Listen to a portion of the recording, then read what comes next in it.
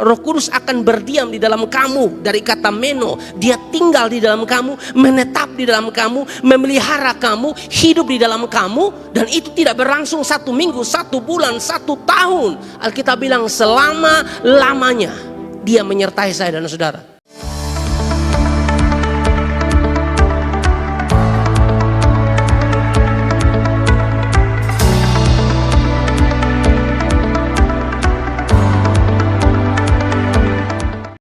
Ini kita lanjut lagi saudara-saudara, karena temanya adalah pentingnya kehadiran Roh Kudus dalam kehidupan kita. Maka mungkin Anda bertanya, ya, ada di pikiran Anda sedang bertanya, apa sih pentingnya kehadiran Roh Kudus dalam kehidupan kita? Yang pertama saudara-saudara, pentingnya kehadiran Roh Kudus dalam kehidupan kita. Yang pertama saudara-saudara, Roh Kudus memberikan jaminan bahwa ia menyertai kita selama-lamanya dan akan berdiam di dalam kita. Sekali lagi, Roh Kudus memberikan jaminan bahwa ia menyertai selama-lamanya dan berdiam di dalam kita. Perhatikan Yohanes 14 ayat 16 dan 17.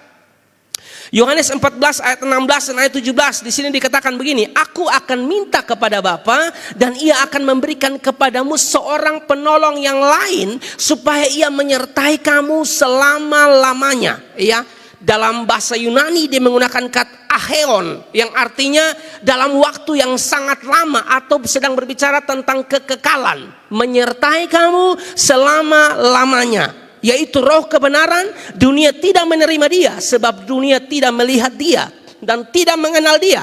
Tetapi kamu mengenal dia sebab ia menyertai kamu dan akan diam di dalam kamu. Apa pentingnya kehadiran Roh Kudus dalam kehidupan kita? Roh Kudus memberikan jaminan yang pasti bahwa ia menyertai kita selama-lamanya dan akan berdiam di dalam kita. Dia menyertai kita bukan 1 minggu, dia menyertai kita bukan 1 bulan, tapi menyertai kita selama-lamanya dan berdiam di dalam kita. Dia tidak akan keluar lagi saudara-saudara. Berbeda dengan perjanjian lama yang tidak permanen, perjanjian baru permanen di dalam diri kita. Dan dia menyertai kita selama-lamanya saudara-saudara. Sekali lagi saya mau sampaikan kepada saudara, ya, mungkin dalam kehidupan kita ada orang-orang yang mungkin berjanji bahwa saya akan setia dengan kamu, ya teman, sahabat, pacar, saya setia dengan kamu, tidak akan meninggalkan kamu, tidak akan mengecewakan kamu, ya, tidak akan menyakiti kamu. Tapi seringkali itu cuma di mulut, dan ternyata dalam kehidupan banyak yang sedang memberikan janji-janji palsu, saudara-saudara. Ya, hari ini dia bilang dia ada bersama dengan kita, saudara-saudara. Besok tidak ada lagi bersama-sama dengan kita. Hari ini dia bilang saya mau setia dengan kamu, tapi ternyata tidak setia dengan kamu. Dan itulah manusia. Beda dengan Roh Kudus yang Yesus katakan kepada murid-murid bahwa dia penolong yang akan menyertai kamu selama-lamanya. Roh Kudus menyertai kita selama-lamanya. Dan kita tahu ya, Roh Kudus itu penolong. Dari kata Yunani parakletos, bisa bicara tentang penolong, bisa bicara tentang penghibur. Makanya kalau saudara lihat dalam Yohanes 14, di situ ada kata penolong, ada kata penghibur. Itu dari kata yang sama, parakletos. Saya tidak tahu malam hari ini, mungkin ada yang datang dengan kesedihan-kesedihan tertentu, ada yang datang dengan masalah-masalah tertentu, ada yang disakiti, ya, ada yang berduka dan lain sebagainya. Dengar, Roh Kudus penghibur kita. Amin, saudara. Roh Kudus penghibur kita. Memang susah kalau Anda tidak percaya Yesus dan tidak menerima Roh Kudus, tidak mengalami kepenuhan Roh Kudus, Anda tidak akan mengalami penghiburan yang sejati.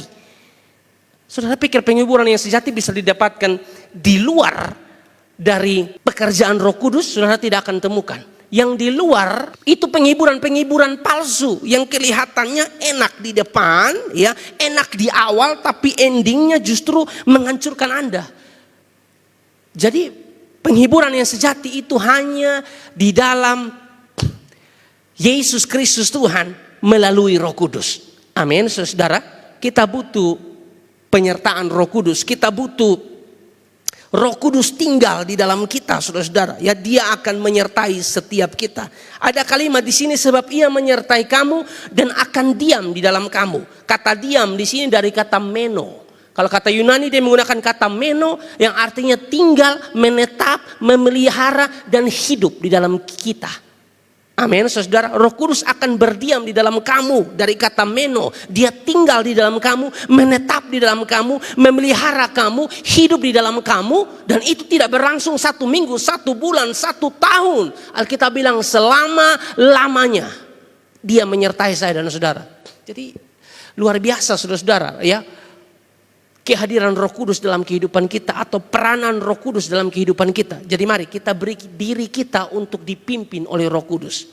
Mari hidup kita dikuasai oleh Roh Kudus dan Anda akan menikmati bagaimana Roh Kudus bekerja di dalam kehidupan saya dan saudara. Yang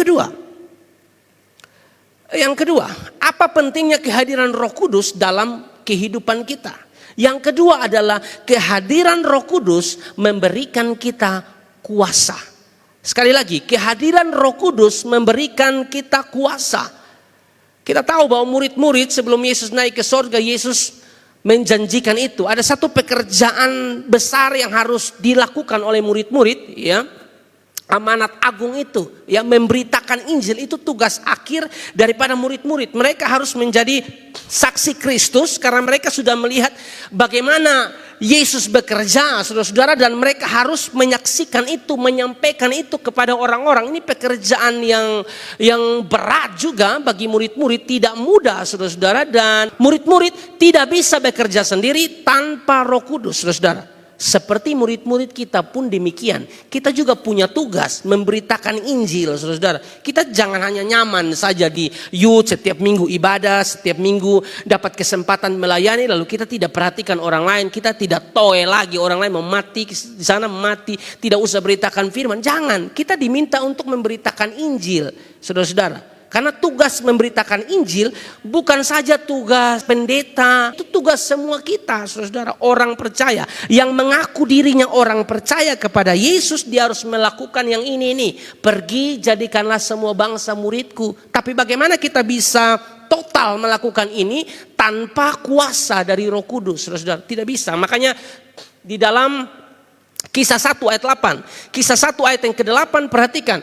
Kisah 1 ayat yang ke-8 mengatakan begini. Tetapi kamu akan menerima kuasa kalau Roh Kudus turun ke atas kamu. Dan kamu akan menjadi saksiku di Yerusalem dan di seluruh Yudea dan Samaria dan sampai ke ujung bumi. Ya, butuh kuasa. Kamu akan menerima kuasa kalau Roh Kudus turun ke atas kamu. Jadi kita butuh kuasa Roh Kudus, saudara-saudara, untuk melaksanakan tujuan Tuhan dalam kehidupan kita, saudara-saudara. Kata kuasa ini, saudara-saudara, dalam bahasa Yunani, ya, kata kuasa ini dalam bahasa Yunani dia menggunakan kata dunamis, atau kalau saudara kenal ada kata dinamit, saudara-saudara, dunamis atau dinamit yang mengandung arti luar biasa, ya. Kata dunamis itu berarti kuasa, kekuatan, ya, keberanian, kesanggupan, mujizat. Nah itu kata kuasa itu menggunakan kata Yunani dunamis, saudara-saudara. Nah kita butuh kuasa.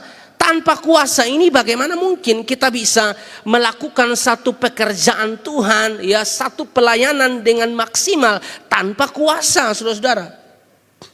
Bagaimana mungkin kuasa ini bisa menyertai atau bekerja di dalam kita tanpa kehadiran Roh Kudus? Amin. Kita butuh kuasa Roh Kudus dalam kehidupan kita. Percayalah saudara-saudara bahwa tugas orang percaya dalam hal ini menjadi saksi Kristus atau memberitakan Injil, saudara-saudara, tidak akan maksimal tanpa kuasa Roh Kudus. Saya sudah lihat ulang-ulang, saudara-saudara, ya, banyak orang yang melayani Tuhan jago bermusik, jago bernyanyi, jago khotbah, jago, saudara-saudara, sangat jago dalam berkhotbah, bisa kupas ayat, ya, dari bahasa Ibrani, Yunani, saudara-saudara, ya.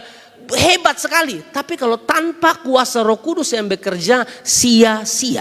Makanya harus ada keseimbangan antara kesiapan kita untuk melayani, ya, kita belajar sungguh-sungguh, ya, perbaiki skill kita, tapi juga harus perhatikan yang ini, harus ada kuasa Roh Kudus. Kalau tidak, kita pelayanan tidak ada guna sama sekali, saudara. Capek percuma. Anda mau khotbah bagus seperti apapun, Anda mau main musik sebagus apapun, WL sebagus apapun, terima tamu senyum Anda mau bagus seperti apapun, tanpa kuasa Roh Kudus tidak ada gunanya sama sekali.